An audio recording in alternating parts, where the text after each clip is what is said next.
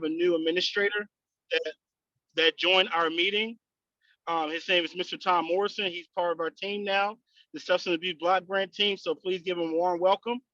All Number right. one, absolutely. And another thing too, I really appreciate this training because this type of training is going to get our minds thinking so that we can observe the community the right way, so that we'll be able to understand how to adapt and to get into the community and help the ones that are needed in all types of culture, in all types of belief system. So I really appreciate you. The state of Delaware appreciate you. This prevention team appreciate you, and of course, the Substance Abuse Block Grant team appreciate you. You're awesome. You're a bundle of wealth, sir. And I can't wait to hear some of this training, sir. All right. Thank you. I appreciate you so very, very much. Thank you so much, Jonathan. My thanks to you, to Christine, to Rochelle, to Thomas. Welcome, Thomas. It's a pleasure to meet you, and looking forward to working with you all. And it's been a pleasure working with all of you throughout the series that we've been offering. And I'm so excited about this new series, Cultural Intersections, as we're going to be sharing with you all. And what I will share with you is that this is intended to be a conversation that we're going to have. As you're going to learn as we get into this, this is going to be a conversation that we're doing in 3 parts. We're doing the first part today, and after the new year, we will come back to you and share with you the future dates, which will be sometime in January and February, that we'll be offering the next sections of this particular series. But I am so excited that my friend Leslie has joined us on this conversation, who works in this field and with these conversations, and is the one that I turn to when I have questions and thoughts and interested in kind of talking things out and trying to learn well how we navigate the conversations and relationships and intentionality that we want to bring to the work that we're offering. And so I want to thank her for being here. She's going to introduce herself much more formally in just a few moments. But as I do this, and hold on one second, I want to just go ahead and nope.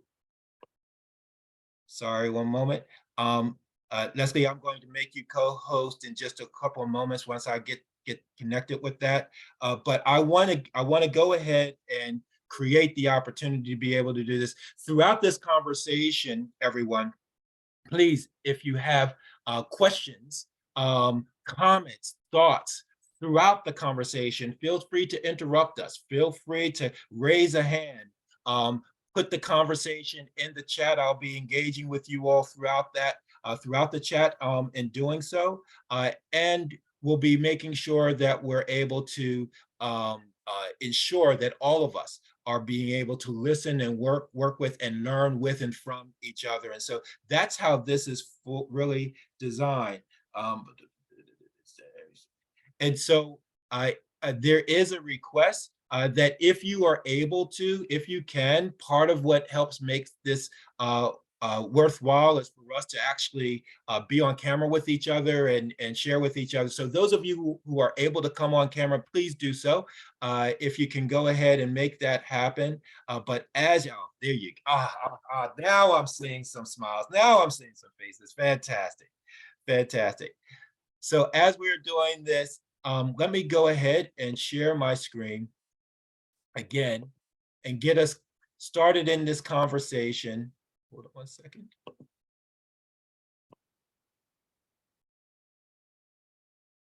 Leslie, can you see my screen if you can unmute? I can see your screen, yes. Perfect. And so as we get into this conversation, the reason why we're having this conversation and why I was so honored when Jonathan, Christine, and Rochelle brought the topic, because they'd had conversations with you all about what would be important to be able to bring to you all. What really came up for me is the fact that our field is going through an incredible learning curve right now.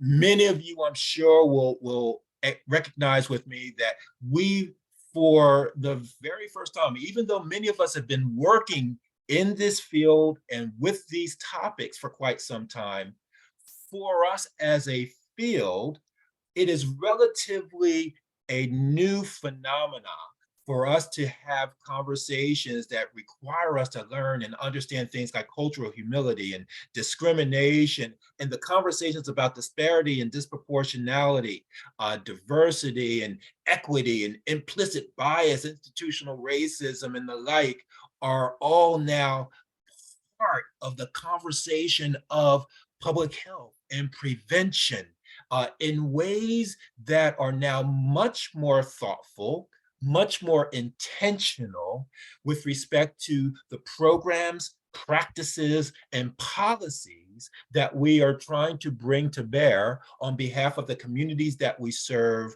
to achieve some of the outcomes that we're looking, particularly in substance misuse prevention. But I want to start off and share with you a little bit about my evolution in the conversation and why I think this is so vitally important for us. And I'll share it by sharing very, very quickly the story of three friends who helped me to understand that I carry with me certain scripts. Right. And so I'll start off by sharing with you that I am from Philadelphia. I was born and raised in Philadelphia, and I no longer live there. And those of you who are on the screen, I hope you all are Eagles fans with me, and we are rooting our team on. Absolutely not, sir. Oh, my goodness, my goodness. I still have love for you. I still have love for you, but 12-1 speaks for itself. We're going to go on with this. We're going to go on with this. And so one opportunity that I had, because I've traveled all over the country and I've worked with communities all over. One particular time I was working in Inwood, New York. All right, this is a section of New York in which the community is predominantly Dominican and Puerto Rican. And when I came to New York to work with this particular community, in which they had many of their community leaders who were set to meet me, and we were going to discuss prevention and prevention methods and the like. It was quite an important meeting. Well, when I received information about how to get to that meeting from my hotel that was in Midtown New York City, they sent me information about how to catch, go to the subway, catch the A train, take the A train, and get off at this particular area, and then walk these blocks and the like. Well, where I come from in Philadelphia, the only reason you take a subway is because you can't afford a taxi or a car or a drive. And so I said, I didn't even pay attention to the instructions. I decided I can afford, he must not think that I can afford a taxi ride. I'll get in a taxi. Well, I got into a taxi from a hotel and spent the first half hour in that taxi, probably going a block and a half. And by the time I realized I was going to be more than an hour late, I jumped out of that taxi, tried to get to the subway, tried to remember what it was that the instructions that they offered, actually got to that meeting about an hour, 15 to 20 minutes late for that meeting, for a community of leaders who were interested in the prevention work that I wanted to provide, right? Not a good first look, right? I was working in North Central Philadelphia, and there was a particular coalition that I was working with in North Central Philadelphia. And in order to come to the meetings where I was talking about, prevention science, risk factors, protective factors, strategic frameworks, and the like, the community that came to that meeting had to consistently walk by a blatant open air drug trafficking that was occurring on the corner At that point in time, I'll just simply share it was in North Central Philadelphia, 15th and Styles, to my meeting. And I will never forget a remarkable woman. She's no longer with us, but her name was Miss Burdell McCrae. And Miss Burdell, who was a block captain in that community, simply came to me one time and just shared with me, um, um, uh, you know, why don't you respect us? And that hit me like a ton of bricks because I know my heart and I know my intentionality. I know what it was that I was really intended to do. And I know how much I cared for that community. And so that hit me like a ton of bricks. And I said, what do you mean, Miss Burdell? She said, never once did you consider what it is that you are requiring and asking of us. You never asked us what we thought, and you present this like these are your meetings. And that shifted the way I thought about things. And the last friend that I'll share with you about, I was in a conference, and at this conference, I was the keynote speaker at that conference and training this course. And a friend of mine who I hadn't seen for a good bit of time, it might have been about a year, came to me and shared with me the fact that they had a name now that they took on and introduced themselves to me utilizing pronouns they and them. And this was some time ago, and it was actually the very, very first time I had ever heard of that.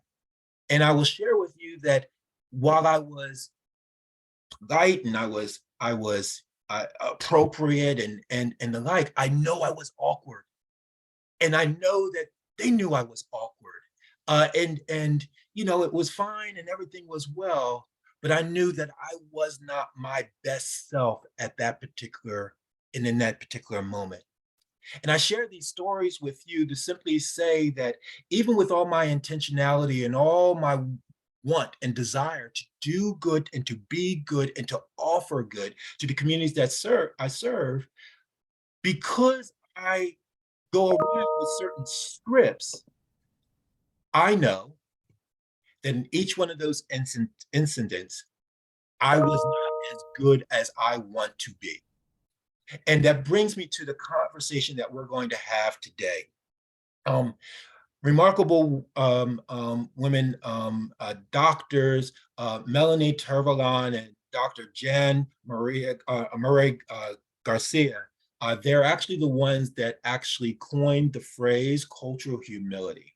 And they refer to it as being defined by a inclination to be committed to lifelong learning and critical self-reflection, in recognizing and challenging the power imbalances that occur within this work that we do, and that we make sure that we are intentional about trying to identify institutional accountability in a way that brings about justice and the work that we're doing.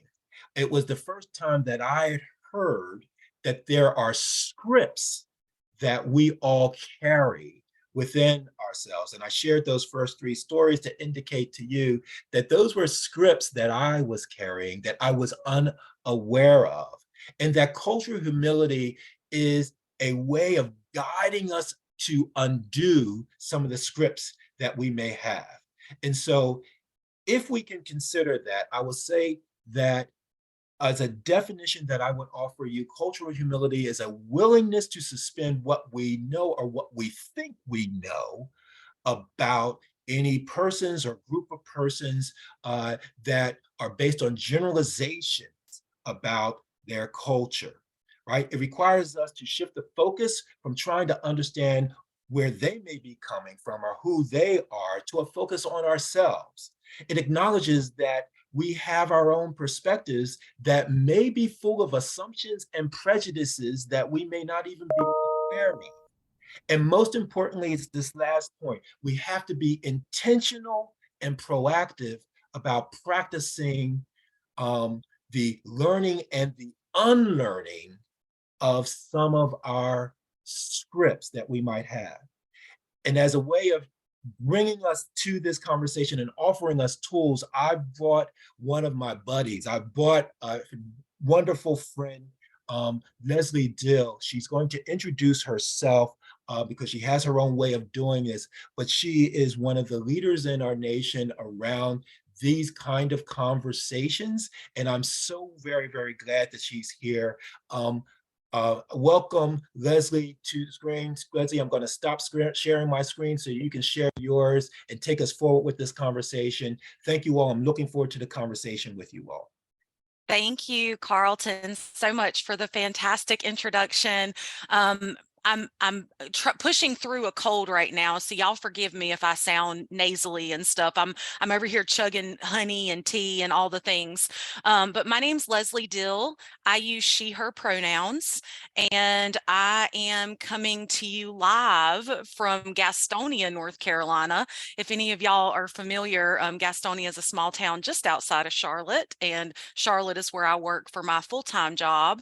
But anyways, I'm so excited to be here today, and I say that sincerely from the bottom of my heart. These conversations just give me so much life. I love to have these conversations. I don't come to you with my resume today, but more about experiences that have brought me to where I am and why I do this work and why I've been doing these things for 2 decades now. I was at UNC Charlotte teaching for 12 years. So my background is actually in higher education, and I love to educate. I consider myself an edutainer and also a facilitator. So when we come to these spaces, I think it's important to know that everyone's lived experience brings something different. And I think that that's where Carlton was coming from, saying that like his lived experience brought him to thinking that, dude wanted me to get on a subway because he thought I couldn't afford a cab, but that really wasn't it at all. He was trying to help him get to where he needed to go. I've worked with the diverse student populations. Now I'm doing nonprofit work, which I also love. I've done data work for the Mecklenburg County Health Department. We're not supposed to call it a bucket list. I feel like there's something different we're supposed to call it now, but a checkoff list was to do a TEDx talk, which I did. And if you have 15 minutes later to kill, you can listen to me talk about porn culture and the capacity it has to negatively impact our sexual health. With that, I'll tell you that my background is actually sexual and reproductive health. And in doing that, there has always been a need to do it in an inclusive way. And so language has been very important when talking about teaching those very important and sensitive topics, especially in North Carolina, which I think, and y'all feel free to correct me if I'm wrong, is slightly more conservative when it comes to teaching those topics than Delaware, perhaps. So currently I'm managing a grant for Carolina's Care Partnership, but it's a SAMHSA grant. So if you all are familiar with SAMHSA, don't know if any of you will be at the CADCA conference at the end of January, but I will. So if you're there, I'll be there. Be sure to say hey, and maybe we can grab some dinner or something. I know Carlton and I will be rendezvousing. As we think about cultural humility today, it's important to recognize the native land that you are working and living on. Today, I'm in Gastonia, and so I'm coming to you from Sugary, Catawba, and Cherokee land. If you've ever been interested in looking to see what land you currently reside on or work on, in the slides that Carlton will be sharing with you all after this presentation, I included a link, and it's actually very interesting. So feel free to go and look and see what native lands you're working and living on. For a little bit of levity, because I think that's always important when we're talking about these topics, today is National Llama Day. So for anyone who loves llamas, today is your day to celebrate. We actually have a llama farm near us, and one of the ways that they raise funds is by making socks and other items out of the wool from the llamas. So maybe I'll hop by there and get some today. I don't know, but National Llama Day. So Like Carlton said, this is going to be a 3-part series. And so there's no way that we are going to be able to get to all of the parts in one meeting together. But my hope is that all of these conversations together will encourage you to think critically about things that you've heard, things that you read, people that you interact with. This very first one today, we're going to start just broadly talking about cultural humility, and some of the differences in language and the importance of language, and not just the importance of language for people that we interact with, but the importance of language as we hear it and understand it, and how it encourages us or discourages us from doing more with language. So we're going to start today with that, and I'll have more to tell you about that. The second part is going to be a focus on the intersections of LGBTQ identities, and we're going to do a focus on the T. So in my experience, now, like sort of in this world that we're living in, if somebody's like, yeah, lesbian, gay, you know, they're like, okay, I get that part, but it seems like when you throw in the trans, there's a little more confusion. I'll even say discomfort. I actually read something on a site the other day that was talking about, and it's a little, it was something to the effect of, it's not that you don't like using pronouns, you don't like the people that are asking you to use their pronouns. And it said something like, if that makes you uncomfortable, then that's good, because that's where we need to be. And that's what these conversations do, is make us uncomfortable. You should be looking internally and reflecting on yourself and like, why do I think these things, you know, and asking those critical questions, not of the groups who are making these changes, but of yourself. And then last but not least, and I do focus on my current work with substance use disorder. This was the first grant that SAMHSA ever funded that was looking at LGBTQ youth and young adults and people living with HIV and the disproportionate effects of opioid use disorder specifically. And so we're going to talk about some of the ways that we engage with those groups. And what I really try to do with all of the work that I do personally and professionally is make sure that the things that we're doing can translate into other topics, and that all of these things can be done, and I say on a shoestring budget. What I mean by that is outside of your own sweat equity, whatever, you know, is being, you know, paid for your salary and fringe benefits, if you will, everything outside of that is super low cost and really has to do a lot with you reaching out and engaging community members. And so we're going to talk more about that, but I just wanted to give you all a little prequel, if you will, as to what's going to be going on in our future sessions. And like Carlton said, I think we're going to try to do one of those in January and then one in February, so that it's still relevant and it still feels like we're building on everything. So I'm interested to know, all of you in the space today, and you can feel free to unmute or you can drop it in the chat if you want to holler at Carlton. What are your expectations of today? What do you, like when you first knew that you were coming to talk about cultural humility and intersections and all of those things, like what are you hoping to get out of today? Good morning. How you doing? Hey, Jonathan Jonathan, Rhodes. good. How are you? Hey, still breathing, still believing. So, and I have to make this quick because my son back here, he'll start throwing stuff at me. So the thing is, my expectations, my team expectations, is to give our providers a full spectrum of what they might see when they go into the community preaching the gospel of substance abuse prevention.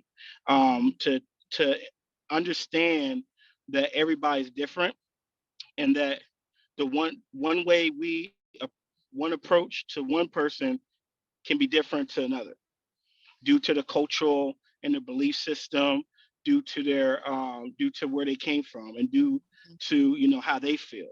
So hopefully after this training, which I know is going to happen, we become more agile, we'll become more adaptable, and we'll be able to cater our programming for the full success of the substance abuse prevention. And that's all. I love it. That was Mhm. wonderful. So hi, I'm Suchi Hirasabe with the Boys and Girls Clubs of Delaware.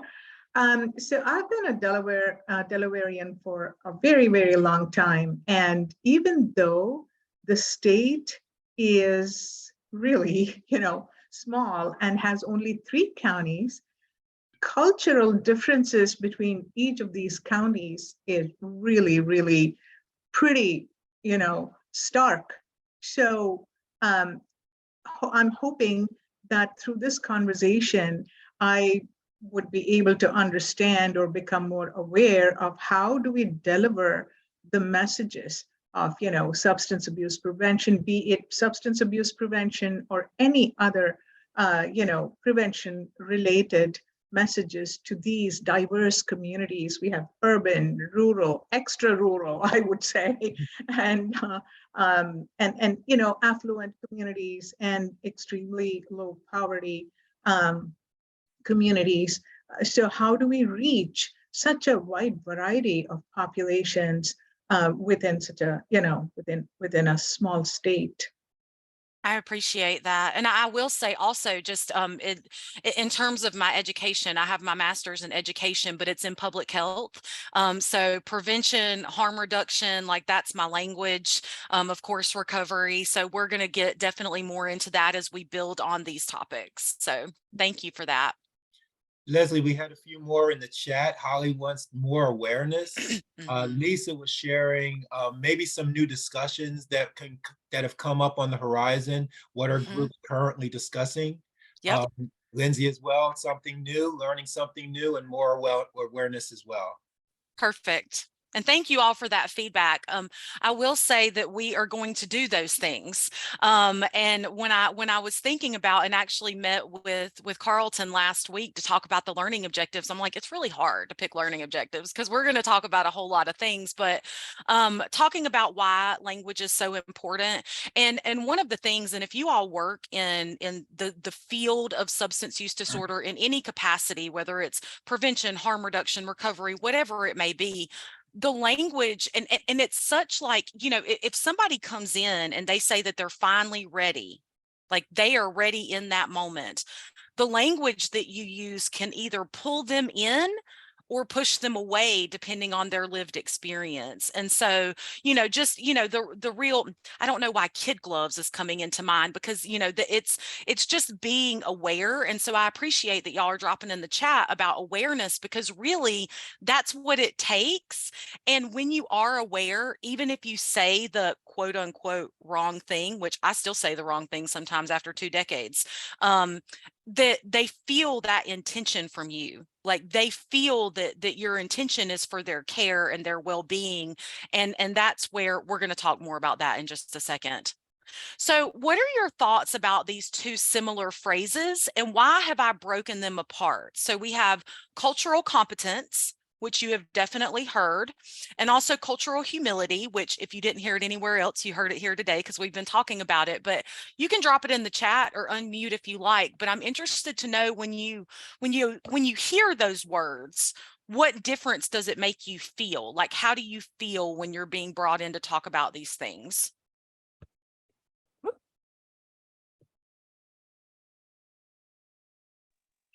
Well, this is Jonathan. Competency, from what I see, is a cultural competency. You understand it, you have the knowledge of it, and cultural humility is you're basically you're as a daddy talking.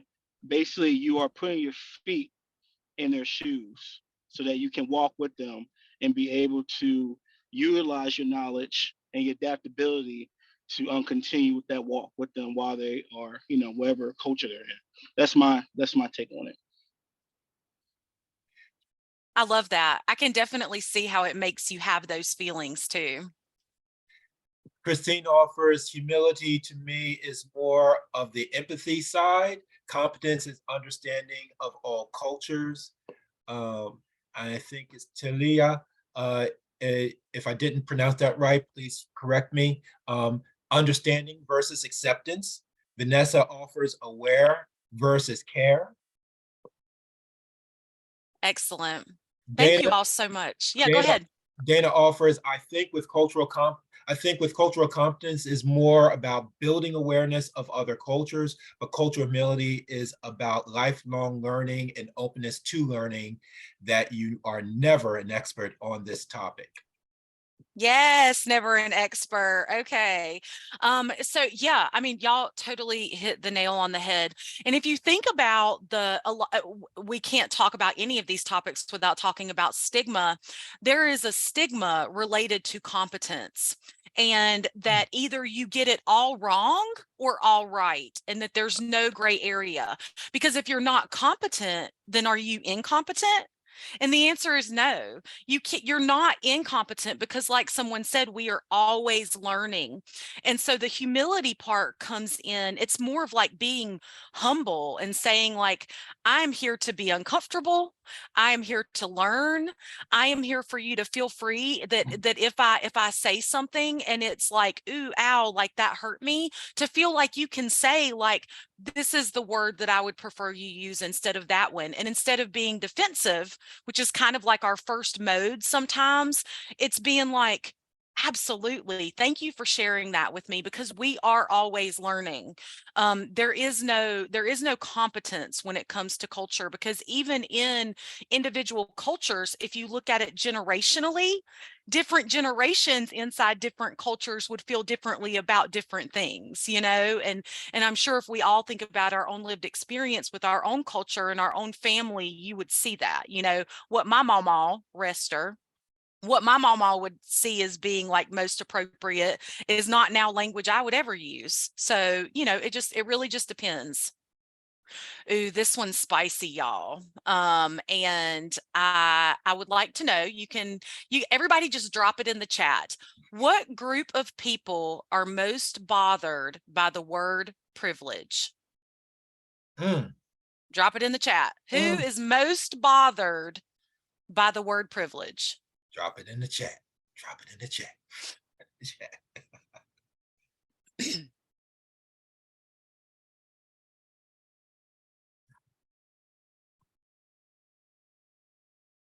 So they're coming up.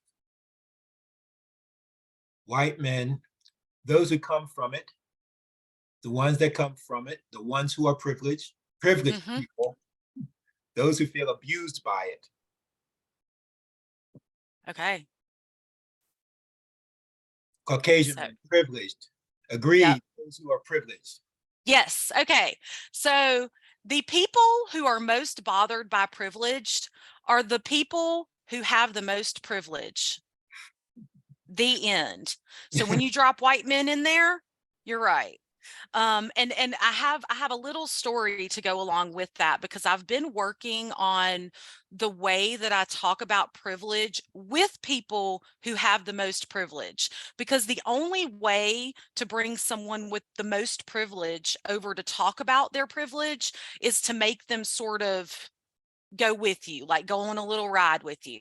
So in the work that I'm currently doing, I have the privilege, some of you have probably heard of this before, it's called crisis intervention training. And many first responders go through crisis intervention training. The work that I'm currently doing has me serving a 10-county catchment, and 2 of those counties, who are very rural, have me come out, and I'm typically in a room full of white men. They look straight. They look cisgender, which is the opposite of trans. So when you have a white man that looks to be straight and cisgender, there is no more visible privilege than that. That is the privilege. And so not only am I talking to a group of police officers about using language as their first intervention in a crisis situation, but also asking them to recognize their privilege in that situation. And it has been dicey. There have been times that I said it the wrong way, and like if they could have burnt me at the stake, they would have thrown the things. So the way that I've been doing it, and I hope that this will be helpful for y'all, is letting them know that privilege doesn't mean that you didn't grow up in a hard situation. It doesn't mean that your parents weren't, the best parents. It doesn't mean that you didn't grow up poor. It doesn't mean that you didn't have all the things that you needed. What privilege means is that you didn't experience any of those things as a result of your identities. And by identities, I mean what you look like, how you identify, because if you think about, you know, if you already were in sort of, you know, a low socioeconomic place with your parents who didn't really do a great job parenting, and then you add in the fact that you are something other than white, you are a woman, you are transgender, you are something other than Christian, that's also a big, being Christian is also a privilege. That gives you more power in our country than another religion.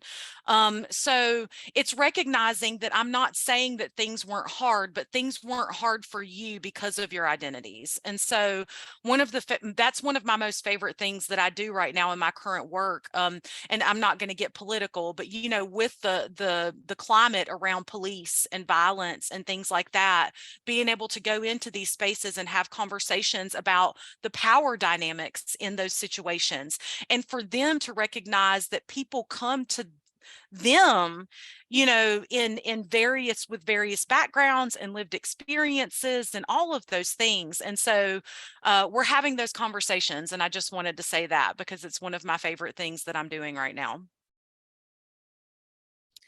So when you're talking about people that face other things, so you'll see at the top, it says BIPOC.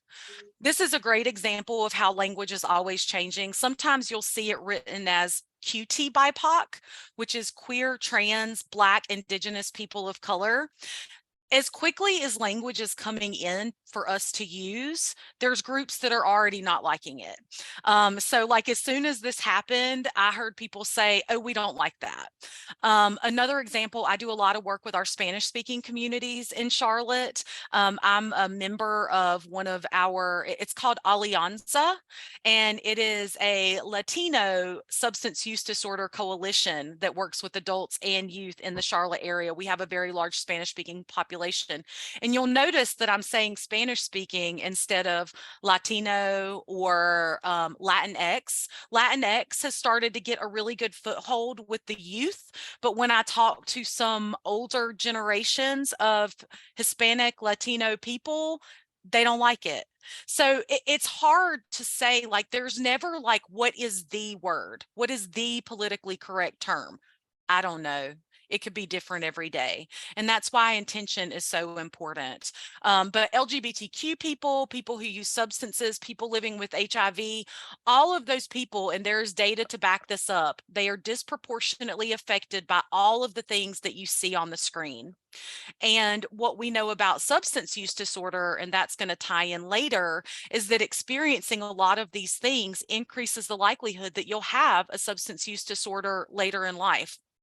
I heard something one day that somebody said during a different presentation, and what they said, and this really stuck with me, even though it's really short, was trauma is the gateway drug. Trauma is the gateway drug. I remember growing up and somebody told me that marijuana is the gateway drug. Maybe. But prior to that, it's trauma. It's adverse childhood experiences, and it's the cyclical familial things that happen as a result. And so even though white cisgender men experience those things too, they experience adverse childhood experiences. It's not compounded by all of these other things.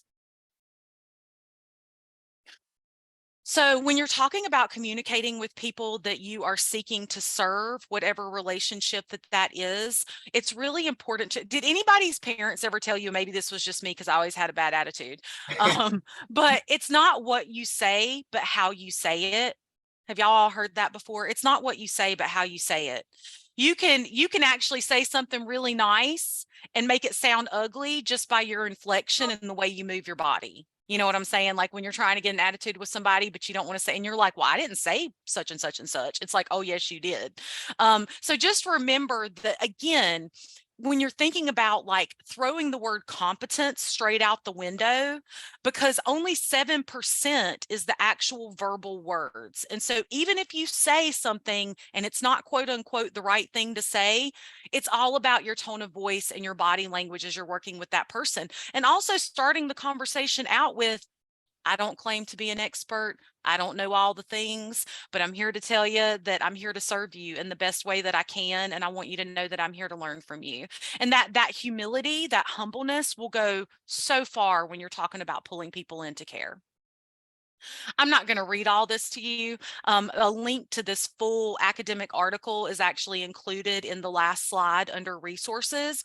But to coincide with what I was telling you about police, that they've done research on police and using this more inclusive language. And really, you've probably have community policing in Delaware, and we have community policing, and they're actually moving into community paramedicine, which is awesome, because we're really talking about increasing access to services. And so making sure that our law enforcement and our first responders are really educated when it comes to language and resources. And that's a lot of the work that we're doing with the grant that I'm working on right now. So all of these slides, I'll just say, I'm not going to read these to you because y'all can all read, but these are just some sort of if this, then this, or if not this, then what do I say? And there's some key parts to each of these slides that I want to point out. So for person first, oh, Alexa just said she wasn't sure if she understood. My watch is fancy. So whenever you're talking about person first language, you're talking about a person being a whole person before whatever XYZ disability or affliction or whatever that is. So if you hear somebody say person first language, that's what it's talking about.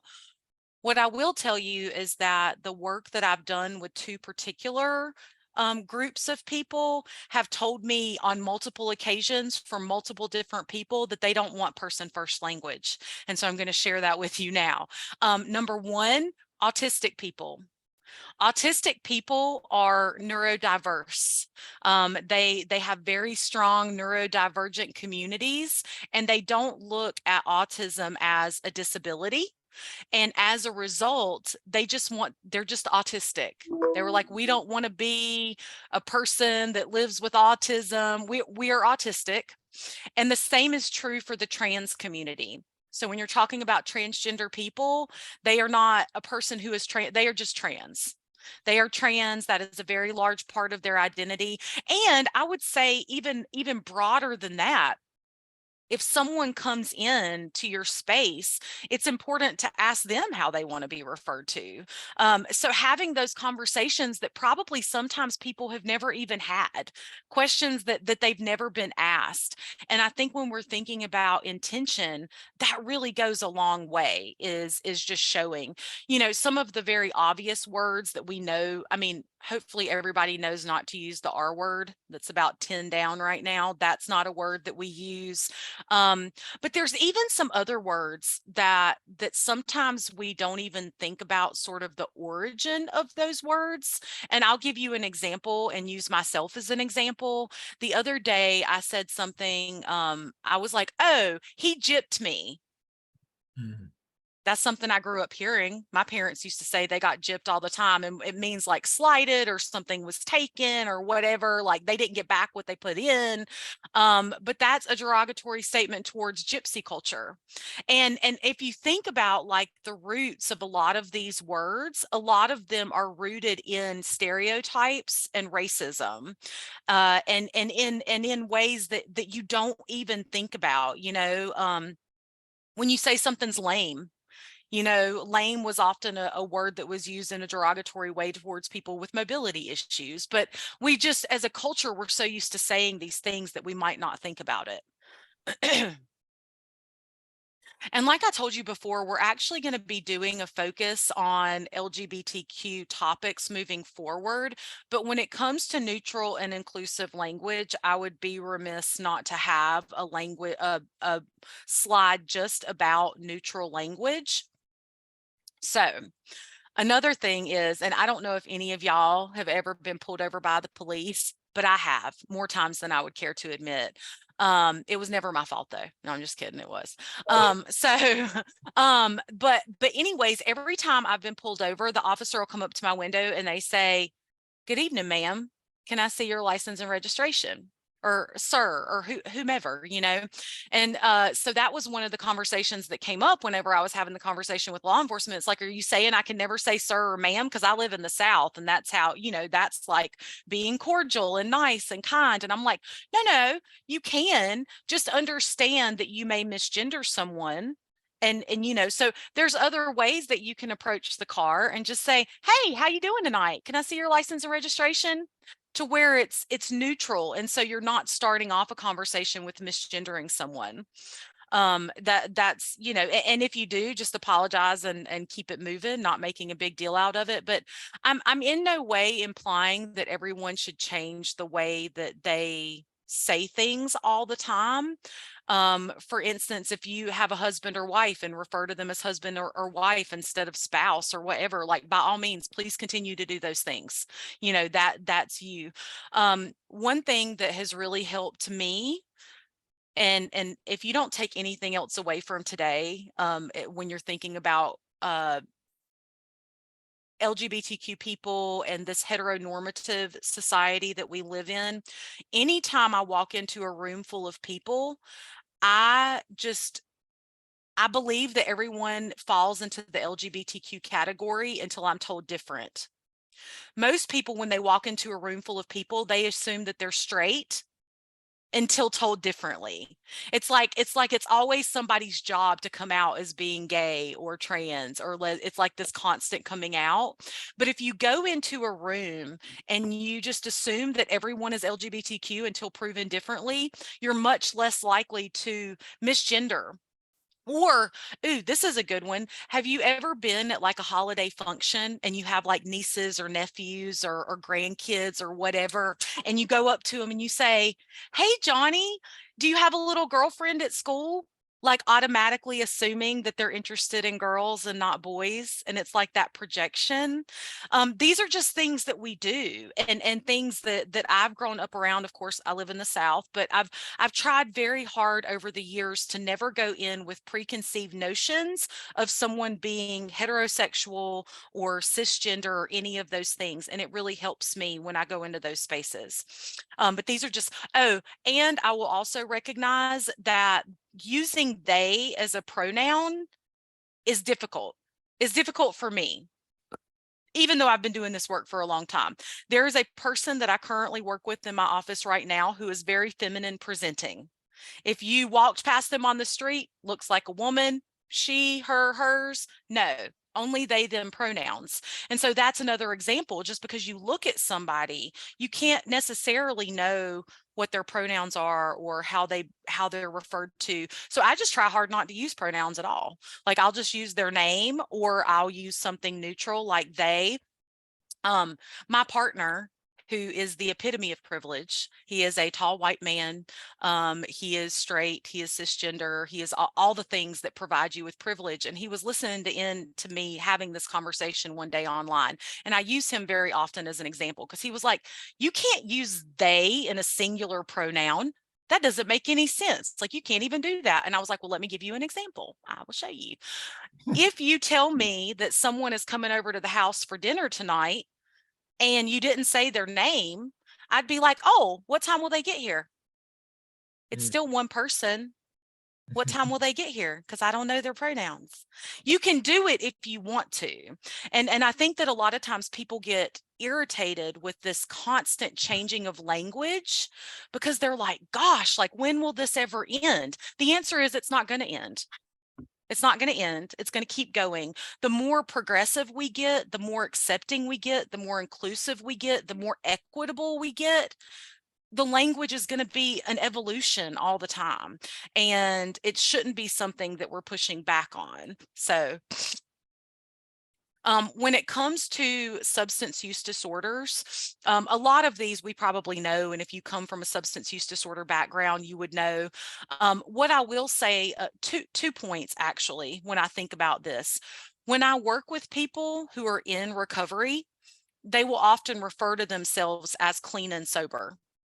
Or they may refer to themselves when they were in active use as an addict, or they may still refer to themselves as an addict.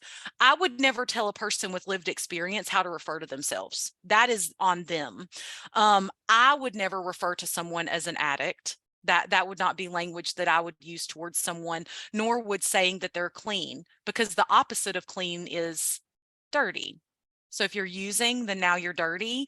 You know, it has, when we're talking about stigma and like the difference between, you know, competency and humility, competent versus incompetent, you know, we're talking about assigning value with words. And so the goal should always be to communicate without assigning a negative value or even a positive value. And so saying clean, you know, you wouldn't want to use that word. And if you think about it, this can actually be translated to other things too. If you think about different cultures and different groups of people, there are different groups of people who use words within their own culture and with their own people that would not be appropriate for people outside of their culture or their group to use in any context. And it goes back to that lived experience and what people, you know, so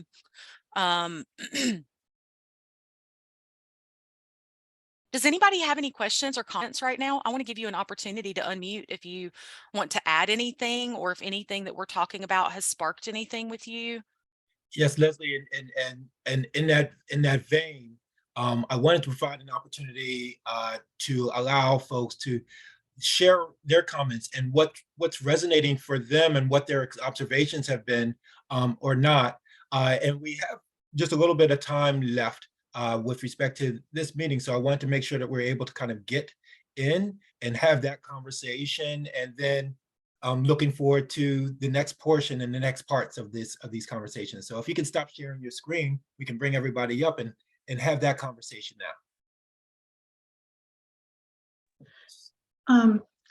So you mentioned that the language changes so rapidly, and people get frustrated in keeping up with it. And how do you address that?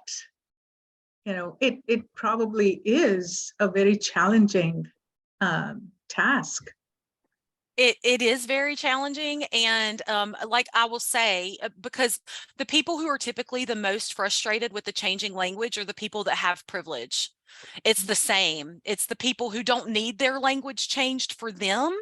So it doesn't resonate with them. You know what I'm saying? And so it's like talking to them about, and at the end of the day, it's a word. Like is it really that inconvenient for you to change a word that you use? If it could have that strong of an impact on someone else's life and their mental health and their well-being, like change the word. Yeah. You don't have to, you know, but again, it comes back to that very privileged place, because me as, you know, a cisgender white woman, you know, for me, it's a privilege to say you don't care how somebody genders you. That's a privilege. It absolutely is. If I say that if somebody used he, him pronouns to refer to me doesn't hurt me, that's a privilege. That's because because of my reality. That's not everybody else's reality. So it's an idea of like not projecting your lived experience on other people and bringing people into the conversation about that. Right. I think these conversations need to happen on a daily basis at every level to see some kind of cultural shift, you know. Sure, I appreciate that. I was thinking about, you know, you don't know what you don't know. I have 3 kids with disabilities, and so I'm in the disability world a lot, and so I'm very sensitive to that language. And but people who don't have who are not in the disability world, they don't know how those words kind of trigger you, or they don't understand how it's affecting you, you know. So I think it's interesting. I have to be open-minded. So like when people say like, oh, is your son mentally retarded? My instant reaction is like, you did not just say that, but they don't know. So I have to give them the grace to know that they don't know that that's a really offensive word. Absolutely. Thanks for sharing that, Dana. I see Thea. Yes, good morning, everyone. At Weston Neighborhood House in Wilmington, Delaware, we have a prevention program called Girls Like Us Empowerment Group. And a lot of the teachers and counselors, they refer the girls to the program. last year, I'm sorry, in October, so just last 2 months ago, one of the girls pulled me aside and she asked me to give her male pronouns. And that was the first time I had to encounter that, because again, the girls that we serve are ages at this school 8 to 11, and she was 10 years old. It was a new experience for me because, you may have your own bias or thought process behind that about exposure, about how, you don't really know who you are at this point. Like I didn't know who I was until I was like almost 21. So I had to then go ahead and change a lot of the curriculum and wording that we had to include, because their name tag said Queen, I don't know, Shiana. So I had to change it where we removed that, and then I made hers, she asked for male, so I gave her king, and just trying to keep that verbiage in mind. And because we serve 80 girls, 85 girls a week, and it's only about 2 that identify that way, just trying to keep that in the back of my mind is really hard, and it takes some adjusting to get to. Do you have any tips on how to try to stay away from pronouns when you're working with an exclusive selective group? I just want to say good job, because the fact that they approached you with that says a lot about their feeling about you as an instructor and their comfort with you. So I'll say that whatever you're doing it right, because they would have never approached you in that way if they didn't feel comfortable doing so. So good job to you.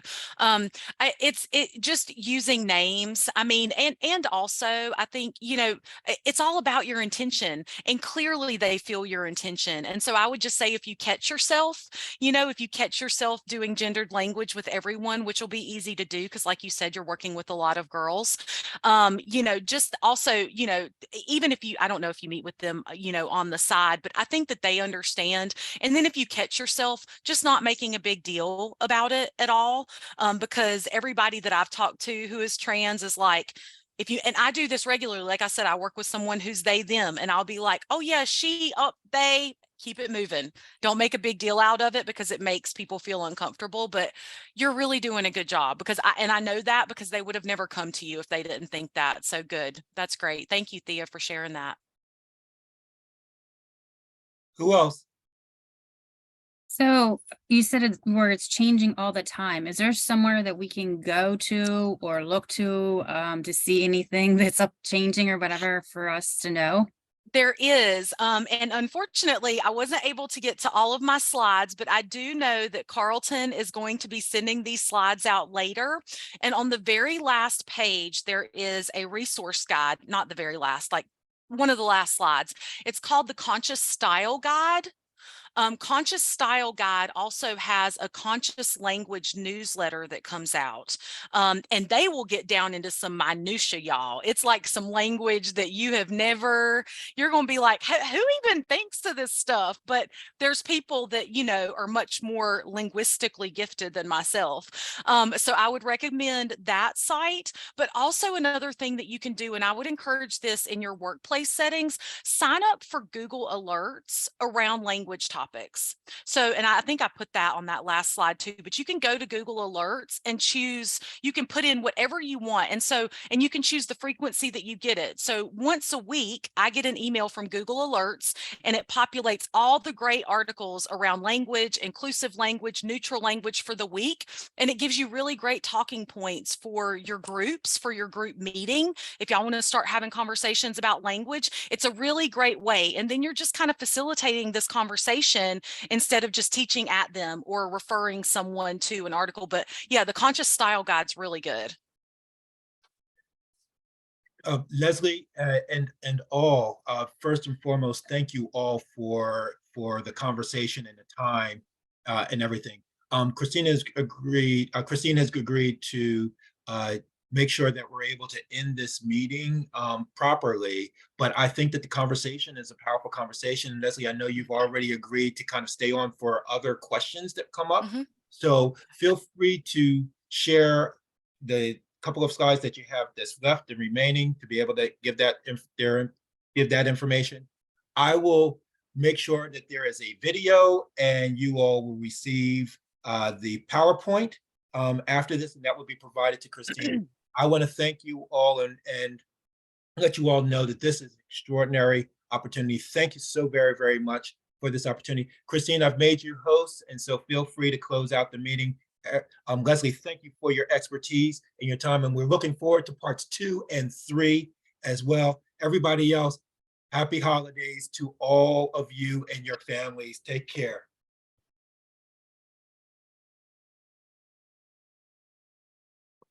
Hi, Christine. My name